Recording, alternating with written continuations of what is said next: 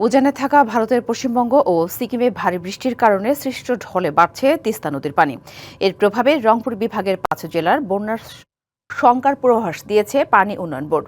লালমনিরহাটে তিস্তার পানি বৃদ্ধি পাওয়ায় বিভিন্ন এলাকায় নদী তীরবর্তী নিম্নাঞ্চলের ফসলের ক্ষেত পানিতে তলিয়ে গেছে। এদিকে আগামী ৫ দিন রংপুর সহ উজানে অতি ভারী বৃষ্টিপাতের পূর্বাভাস দিয়েছে বন্যা পূর্বাভাস ও সতর্কীকরণ কেন্দ্র। বলা হয়, আগামী ৭২ ঘণ্টায় লালমনিরহাট, রংপুর, নীলফামারী ও কুড়িগ্রামে তিস্তা, ধরলা ও দুধকুমার নদীর পানি বৃদ্ধি পেয়ে বিপদসীমার উপর দিয়ে প্রবাহিত হয়ে স্বল্পমেয়াদী বন্যা দেখা দিতে পারে বলে পূর্বাভাসে বলা হয়েছে। এ নিয়ে আরও জানাতে আমাদের সাথে লালমনিরহাট থেকে সরাসরি যুক্ত হয়েছেন সহকর্মী নিয়াজ আহমেদ শিপন। শিপন, বন্যা পূর্বাভাসেই বলাই হয়েছে যে লালমনিরহাটে বন্যা হতে স্বল্পমেয়াদী বন্যা হতে পারে। তো এখন কি বৃষ্টি অব্যাহত আছে কিনা, ঢলের পানি বাড়ছে কিনা, নদী তীরবর্তী কোন কোন এলাকা প্লাবিত হয়েছে, আর কি বলছেন স্থানীয়রা, সব মিলে জানাবেন। সাথী, আপনাকে প্রথমে তথ্য দিয়ে রাখি যে গত কালকে থেকে কিন্তু বৃষ্টি অনবরত চলছে। এই বৃষ্টি অতিরিক্ত হওয়ার কারণে কিন্তু তিস্তা নদীতে পানি বৃদ্ধি হয়েছে। আর পানি উন্নয়ন বোর্ড যেটি বলছেন যে এইরকম যদি বৃষ্টি অব্যাহত থাকে তাহলে কিন্তু তিস্তার পানি বিপদসীমার ওপরে যাবে। যদিও এখনও বিপদসীমার ওপরে যায়নি। আজকে সকালের যেটি আপডেট সেটি বলছেন যে তারা যে ৩৫ সেন্টিমিটার নিচে আছে পানি। ৩৫ সেন্টিমিটার নিচে থাকলেও নিম্ন অঞ্চল কিন্তু অনেক জায়গায় পানি ঢুকে পড়েছে, যার কারণে এই বিভিন্ন স্থানের যে ফসলি জমি আছে সেখানে কিন্তু ফসলি জমিগুলো তলিয়ে গেছে। আমি যেখানে রয়েছি এটি হলো শৈলমারি চর। ভিটামিন ই ও সি সিরাম ৮টি প্রাকৃতিক অয়েল সমৃদ্ধ লিলি সিরাম অয়েল, যা চুল পড়া কমায় মাত্র ৩০ দিনে। এই চরের কিন্তু তিস্তা নদী রয়েছে। এই তিস্তা নদী কিন্তু ইতিমধ্যে আপনি দেখবেন যে পানি ভরপুর হয়ে গেছে এবং পানির যে স্রোত সেই স্রোত কিন্তু আস্তে আস্তে বৃদ্ধি হচ্ছে। আমরা পানি উন্নয়ন বোর্ডের সঙ্গে তারা যেটি তথ্য দিচ্ছেন সব সময়, তারা বলছেন যে ভারতের গজলডোবায় কিন্তু পানি বৃদ্ধি হয়েছে, যে কারণে সেখানের পানি ছেড়ে দেওয়া হয়েছে। তবে তিস্তা ব্যারেজ যে ৪৪টি গেট রয়েছে সেখানে কিন্তু পানি নিয়ন্ত্রণ করে এই ৫টি উপজেলা পানি নিয়ন্ত্রণ করছেন। এবং আমরা যেটি গত কয়েকদিন ধরে দেখছি, তিস্তা নদী নিয়ে কিন্তু বেশ কয়েকটি আন্দোলনও হচ্ছে।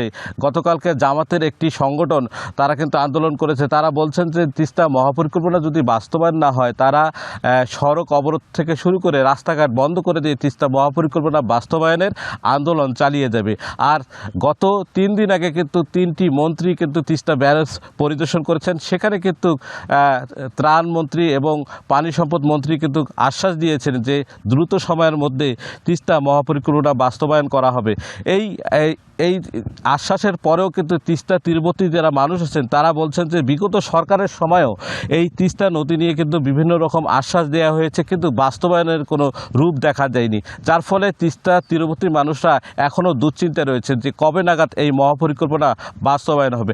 সব মিলে বলা যায় যে তিস্তা তীরবর্তী মানুষরা দুশ্চিন্তার কোনো শেষ নেই। এইবারে যদি বন্যায় এই পানি বৃদ্ধি হতে থাকে তাহলে কিন্তু ফসলি জমি থেকে ভাঙন শুরু করে সব ধরনের ক্ষতি হওয়ার সম্ভাবনা রয়েছে। তো এই ছিল সাথী আমার কাছে তিস্তা নদী থেকে সর্বশেষ। আমরা লালমনিরহাটের খবর জানছিলাম সহকর্মী নিয়াজ আহমেদ শিপনের কাছ থেকে। এবার বন্যার আরো খবর জানবো কুড়িগ্রামের সহকর্মী ওয়াহিদুজ্জামান তুহিনের কাছ থেকে। তুহিন, আমাদের আগের সহকর্মী যেমনটা জানাচ্ছিলেন, ইতিমধ্যেই কিন্তু তিস্তার পানি বেড়ে নদী তীরবর্তী নিম্নাঞ্চল কিছু এলাকায় কিন্তু প্লাবিত হয়েছে, ফসলও তলিয়ে গেছে। তো কুড়িগ্রামের কি অবস্থা, সেখানকার সর্বশেষ খবর জানাবেন আমাদের। সাথে আসলে কুড়িগ্রামেও প্রায় একই অবস্থা। তারপরও কুড়িগ্রামে এখনও বিপদসীমার নিচে রয়েছে নদ নদীগুলোর পানি। এটি হচ্ছে এ পর্যন্ত ভালো সংবাদ। আর পরের সংবাদ যেটি হচ্ছে যে পানি বৃদ্ধি অব্যাহত রয়েছে। পানি উন্নয়ন বোর্ড যেটি জানাচ্ছিল যে তিস্তা, ধরলা, দুধকুমার সহ বেশ কয়েকটি নদীর পানি উজানের বেশ ভারী বৃষ্টি থাকার কারণে পানি বৃদ্ধি অব্যাহত থাকবে। এটি আগামী ৫ দিন যদিও তারা বলেছে। সেটি ইতিমধ্যে আজকে দেখেছি যে ধরলার পানি বিপদসীমার যদিও নিচে রয়েছে, বেশ খানিকটা বৃদ্ধি পেয়েছে। অন্যদিকে দুধকুমারেরও পানি বিপদসীমার নিচে থাকলেও বেশ খানিকটা বৃদ্ধি পেয়েছে। তো এই নদীগুলোর পানি বৃদ্ধি পাওয়াতে শুধু নদীর মধ্যেই সীমাবদ্ধ থাকেনি, এটি নদী অন্যান্য ছোট ছোট যে শাখা নদীগুলো আছে সেই নদীগুলোর মধ্যেও পানি যখন চলে যাচ্ছে, তো ইতিমধ্যে নিম্নাঞ্চল যদিও প্লাবিত হয়নি এখনও, চরগুলো পানিতে ঢুকতে শুরু করেছে। তো এটি বৃদ্ধি অব্যাহত থাকলে হয়তো আগামী ৫ দিন, যেহেতু পূর্বাভাস কেন্দ্রের সতর্কীকরণের যে একটি পূর্বাভাস রয়েছে সেক্ষেত্রে হয়তো পানি আরও বৃদ্ধি পাবে। তো পানি বৃদ্ধি এবং হওয়ার ফলে যেটি হচ্ছে যে আসলে ভাঙনেরও একটি প্রবণতা দেখা দিয়েছে। যদিও পানি উন্নয়ন বোর্ডের তথ্য অনুযায়ী 15 থেকে 16টি পয়েন্টে তাদের ভাঙতেছে এই নদীগুলোর, সেখানে পানি বৃদ্ধির ফলে এটির সংখ্যা আরও বৃদ্ধি পাচ্ছে। তো একদিকে পানি বৃদ্ধির ফলে যে ফসলের ক্ষতি হবে চরাঞ্চল এবং নিম্নাঞ্চলের যেগুলো, এর পাশাপাশি ভাঙনের যে বৃদ্ধি পাবে, সব মিলিয়ে নদীর পাড়ে মানুষ আশঙ্কা করতেছে যে পানি বৃদ্ধি এবং আগামী কয়েকদিনের মধ্যে একটি বন্যার মুখোমুখি হতে যাচ্ছে, এরকমের একটা আশঙ্কা এবং শঙ্কায় নদী পাড়ে মানুষজন রয়েছে।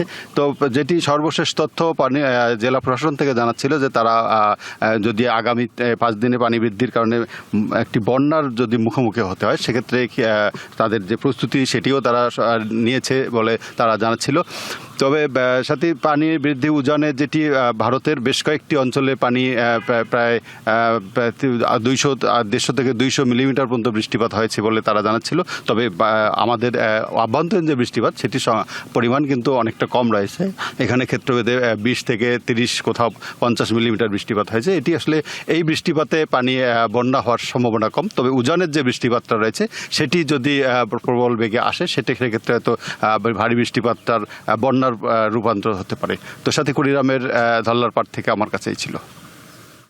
ধন্যবাদ তুহিন।